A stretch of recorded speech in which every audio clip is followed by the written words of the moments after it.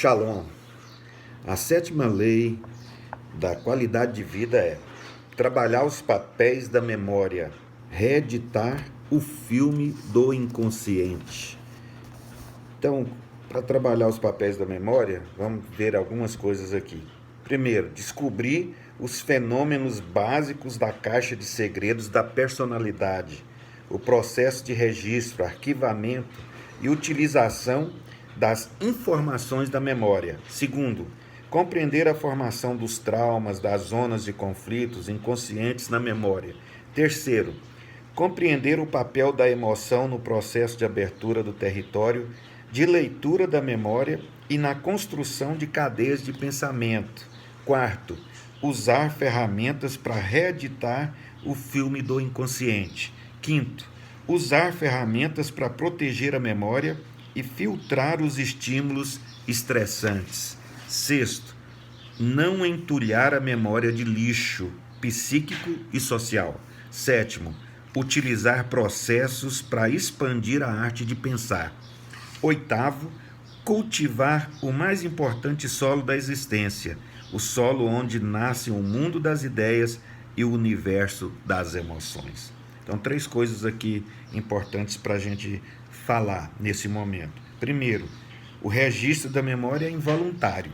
Nós precisamos entender isso. Então, quanto mais nós tentarmos rejeitar uma pessoa que nos perturbou, uma perda, uma rejeição social, mais ela será registrada, será lida e construirá milhares de pensamentos. A melhor maneira de filtrar os estímulos estressantes não é tendo raiva, ódio, rejeitando-os ou reclamando deles, mas entendendo-os, criticando-os, enxergando-os multifocalmente, ou seja, por outros ângulos, usando-os como oportunidade para crescer e determinando não ser escravos deles.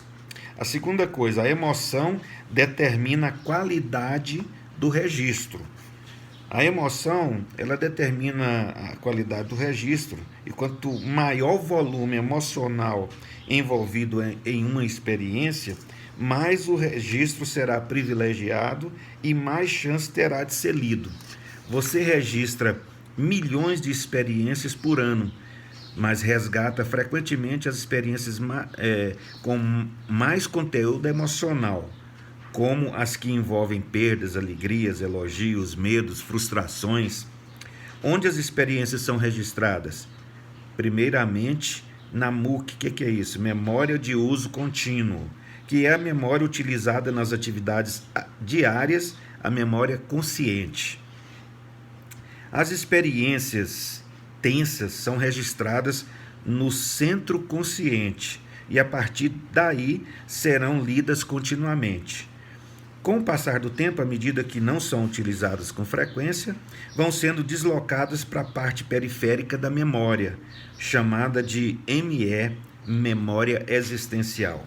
Então, vamos ver 2 exemplos aqui. Alguém acabou de elogiá-lo, você registra no MUC, na memória de uso contínuo. Leu diversas vezes esse elogio. No dia seguinte, você não lerá tanto. Na semana seguinte, é provável que já não leia mais. Entretanto, esse elogio não foi apagado.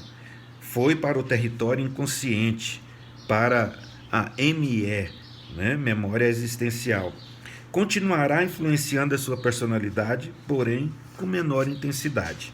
Você acabou de dar uma conferência, esse é o segundo exemplo, e perdeu o raciocínio no meio da preleção. Não conseguiu falar o que queria, estava nervoso, as pessoas perceberam sua insegurança. Você registrou essa experiência na memória de uso contínuo. Se você conseguiu filtrá-la através de criticá-la e compreendê-la, ela foi registrada sem grande intensidade. Se não conseguiu proteger sua memória, ela foi registrada intensamente. Nesse caso, será lida com frequência, produzirá milhares de pensamentos angustiantes que serão registrados, gerando uma zona de conflito, um trauma. Assim, ela não irá para a memória existencial, ficará plantada na memória de uso contínuo, como janela doentia. Trabalhe os papéis da memória para não formar zonas então de conflitos, certo? E a terceira coisa é, a memória não pode ser deletada. Nos computadores, a tarefa mais simples é deletar ou apagar as informações. No homem, ela é impossível, a não ser por lesões cerebrais, como tumor, trauma, crânio encefálico, degeneração celular. Você pode tentar com todas as suas forças apagar seus conflitos, pode tentar com toda a sua habilidade destruir as pessoas que o machucaram, bem como os momentos mais difíceis de sua vida, mas não terá êxito. Há duas maneiras de resolvermos nossos conflitos, traumas, transtornos psíquicos. Primeiro, reeditar o filme do inconsciente. E segundo, construir janelas paralelas às janelas doentias da memória. Só assim, ok? Bom, muitos se preocupam com o que é registrado nos arquivos dos seus computadores, mas raramente se preocupam com as mazelas arquivadas em sua memória. Achamos que pelo fato de não nos recordarmos de uma experiência negativa, ela foi embora. Mas isso não é verdade, né? Então vamos ver o exemplo de Jesus, que é o nosso mestre dos mestres. Jesus atingiu patamares espetaculares de gentileza e mansidão. Ele nunca pediu conta dos erros das pessoas, nunca inquiriu das prostitutas, dos coletores de impostos, dos da terceira idade, os dos jovens, seus erros, suas falhas, seus fracassos. Nenhuma pessoa o decepcionava a tal ponto que ele desistisse dela. As ofensas, as críticas, as agressividades, as traições, as negações, as rejeições não eram depositadas como lixo na sua memória. Sua paz valia ouro. Quanto vale a sua paz? Então, o desprendimento de Jesus indica uma excelente proteção de sua memória. Ele não ficava remoendo pensamentos negativos em relação ao seu discípulo e contaminando sua memória. Ele sabia que quem é desonesto rouba a si mesmo. Rouba o quê? Rouba sua tranquilidade, sua serenidade, seu amor pela vida.